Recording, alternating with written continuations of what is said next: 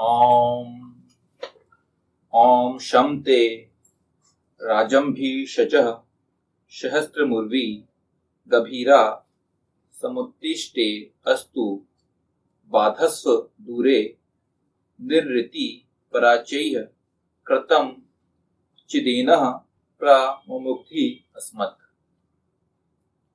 सैकड़ों तुम्हारे लिए औषधियां हैं, हे राज्य नायक। हजारों तुम्हारी उत्तम मति विस्तीर्ण और गंभीर हो। दारिद्र्य की बाधा को दूर करो। जो कुछ भी किया हुआ पाप हो, हमसे परे रहने वालों द्वारा भली भांति मुक्त करो।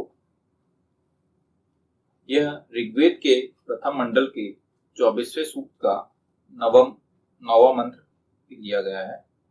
इस मंत्र के जो पूरे सूक्त के ही एक्चुअल में जो ऋषि है वो भगवान शुना शिव अजिरगति है, और इस मंत्र का जो देवता अर्थात दिव्य विषय है वह जैसा पहले के मंत्रों में चला आ रहा है वह है वरुण, किंवा वर्ण किए जाने योग्य।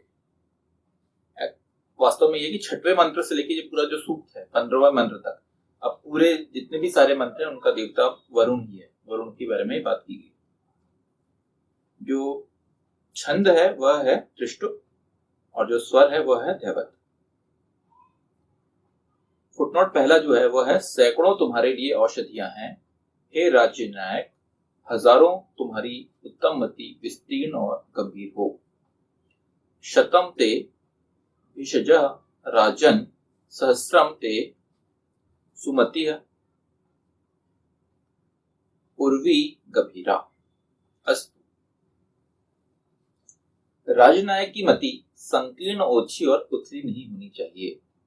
तो जैसा हम पहले के मंत्रों में लेते ही आ रहे हैं कि जो वरुण है दिव्य विषय, और जो मेन जो टॉपिक जिसके बारे में बात की जा रही है वो है राज्य नायक, मतलब जो आपका लीडर हो गया या ऐसा इंसान जो कि उस पर्टिकुलर राज्य का नायक है, मेन जो आदमी है, उसके बारे में उसकी विशेषताएं किसी होनी चाहिए, उसके बारे में हम ये पिछले 3 मंत्रों से हम यहाँ पे बात कर रहे हैं। ये मंत्र भी कंटिन्यूएशन में है। उसमें यही बोला जा रहा है कि राजनायक की मति संकीर्ण, ओछी और उथली नहीं होनी चाहिए। उसका दृष्टिकोण अत्यंत व्यापक, विस्तृत और गंभीर होना चाहिए, ताकि वह संपूर्ण मानवों, जनों और संपूर्ण विश्व का नेतृत्व कर सके। उसका नेतृत्व पक्षपातहीन और सांप्रदायिक दृष्टिकोण से परे होना चाहिए। जन सामान्य उसे निर्विवाद रूपेण अपना राजनायक स्वीकार करे और उसका अनुगमन स्वेच्छा से करे। वह तात्कालिक परिस्थितियों से विचलित होकर निर्णय ना ले, अपितु दूरदृष्टि से गंभीरता पूर्वक सोच विचार कर निर्णय ले। ये जो बात बोली गई है ये एक्चुअल में सही मायने में आप बोल सकते हो कि ये राजनायक की परिभाषा है। ये ऐसे ही होना चाहिए। राजनायक की जो सोच होनी चाहिए वो बहुत ही व्यापक और विस्तृत होनी चाहिए। उसमें संकीर्णता बिल्कुल भी नहीं आनी चाहिए, क्योंकि जो राज्य नायक है अगर वो छोटी मोटी बातों में ही अगर ये पक्षपात टाइप करने लग गया तो फिर वो पूरे के पूरे संप्रदाय या पूरे के पूरा जो समुदाय है या पूरा का पूरा जो समाज है उसके लिए या राज्य है उसके लिए वो सही तरीके से काम नहीं कर पाए। होता क्या है, जैसे हमारे यहाँ भी व्यवस्था ये है कि पार्टियां चुनाव लड़ती हैं। हमारे यहाँ क्या होता है कि पार्टियां चुनाव लड़ती हैं और पार्टी चुनाव लड़ने के बाद उनमें से जो आपका एक संसदीय दल का जो नेता बनता है, चुनाव जिसका होता है वो प्रधानमंत्री बनता है। ये हमारे यहाँ होता है। लेकिन क्या होता है, जब तक वो पार्टी का नेता था तब तक वो उस पार्टी का नेता था, उसकी सोच क्या उस पार्टी के तक ही थी। अगर कोई कांग्रेस का नेता है या कोई भाजपा का नेता है तो वो क्या होगा, वो उस पार्टी का नेता रहेगा और उसका जो दृष्टिकोण है वो भाजपा या कांग्रेस के हिसाब से उसकी सोच रहेगी। वो उनकी सबकी अपनी आइडियोलॉजी है।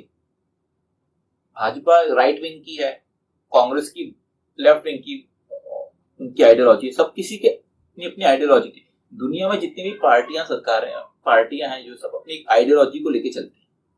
यहाँ तक ठीक है, यहाँ तक कोई दिक्कत नहीं। प्रॉब्लम क्या होती है, प्रॉब्लम एक्चुअली प्रॉब्लम भी नहीं, मतलब क्या होना चाहिए, होना ये चाहिए कि जब उस आइडियोलॉजी के आप हो तो वहां तक ठीक है, लेकिन जैसे ही आप उनमें से कोई एक सेलेक्ट होकर प्रधानमंत्री बना तो अब उसकी जो आइडियोलॉजी है वो किसी एक समुदाय या किसी एक पक्ष के लिए तरफ इंक्लाइन नहीं होनी चाहिए। अब वो प्रधानमंत्री बने।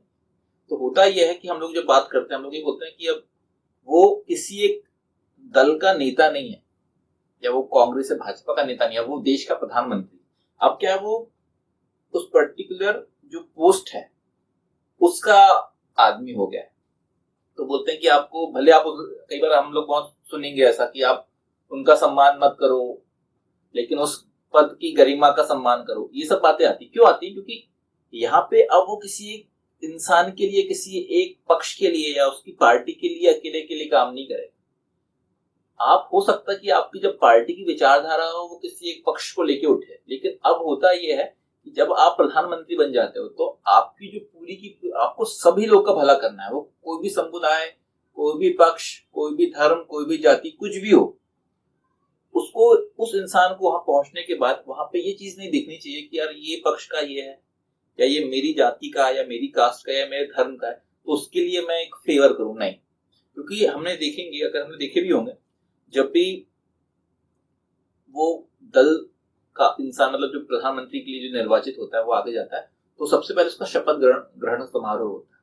तो शपथ ग्रहण समारोह जो होता है उसमें जो शपथ ली जाती है वो शपथ यही है एक्चुअल में। अगर आप शपथ को सुनेंगे अच्छे से तो उसमें यही बात कही गई है, इसी बारे में बात की गई कि अब वो किसी भी स्पेसिफिक चीज का नहीं होगा। उसके वो बोलता है कि मैं अपनी भारत की अक्षुण्णता को वो करूंगा, सब कुछ, मतलब उसमें बहुत पूरा का पूरा वो रहता है उनका जो क्या उनको शपथ लेना। उसमें यही बात दी जाती है कि कोई भी स्पेसिफिक का वो फेवर नहीं कर सकता और किसी के अगेंस्ट नहीं हो सकता। आपको ऐसा नहीं होना, क्योंकि अगर आप ऐसे हो जाएंगे तो एक्चुअल में जो काम है आप नहीं कर पाएंगे। तो पॉइंट यही है, वेद वो सब जो चीजें हैं, पॉइंट यही है कि ये सब जो चीजें हम लोग आज की डेट में हम अपने, अगर हम थोड़ा सा राजनीतिक रूप से हम थोड़ा सा अपने आप को, हमें थोड़ा उसमें रुचि लेते हैं, हम इंटरेस्ट लेते हैं, तो हम देखेंगे ये सब चीजें हैं। लेकिन ये सब चीजें कहाँ से आई हैं? ये सब चीजें इन्हीं मंत्रों से आई हैं। ये जो वेद बता रहा है, वेद यही बता रहा है कि राज्य नायक की क्या विशेषता होनी चाहिए, और वही सब चीजें एक्चुअल में फिर कोई भी देश का संविधान हो, कोई भी देश का वहां पे कैसा वो लोग फॉलो करते हैं। लेकिन जो रिस्पॉन्सिबिलिटी है, रिस्पॉन्सिबिलिटी सब जगह एक जैसी रहती है, जनों का कल्याण। तो वेद उसकी बात को सबसे पहले उठाता है। वेद में इन सब चीजों के बारे में बहुत क्लियरली गाइडेंस दिया गया है सब किसी के बारे में। तो यहाँ पे राज्य नायक की रिस्पॉन्सिबिलिटी के बारे में बात हो रही कि पक्षपातहीन सांप्रदायिक दृष्टिकोण से परे होना आवश्यक है। अगर नहीं है तो फिर क्या होगा? फिर पॉइंट वही आएगा कि लिखा हुआ है यहाँ पे वही है कि उसकी अनुगमन कोई नहीं कर पाए। क्योंकि अगर आप एक देश के एक सर्वोच्च पद पे अगर बैठते हो तो आपकी रिस्पॉन्सिबिलिटी के होने के साथ साथ बाकी लोग भी आपको पूरी तरह से वॉच करेंगे।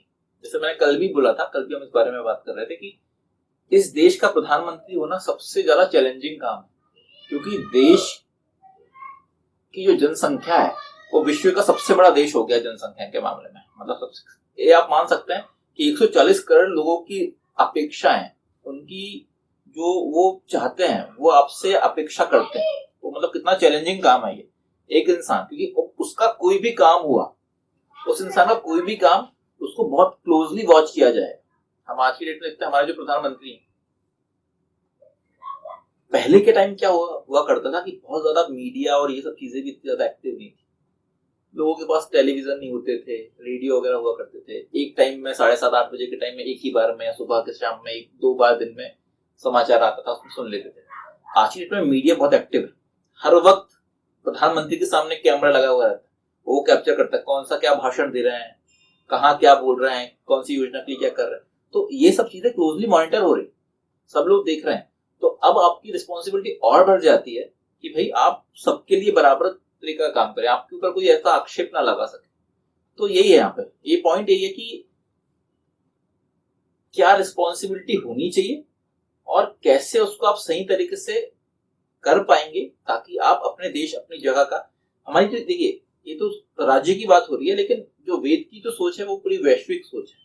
तो उसमें सिर्फ और सिर्फ राज्य या किसी देश की बात नहीं आती, ये बात आती है पूरे विश्व की। तो आपको विश्व के लिए क्या करना पड़ेगा?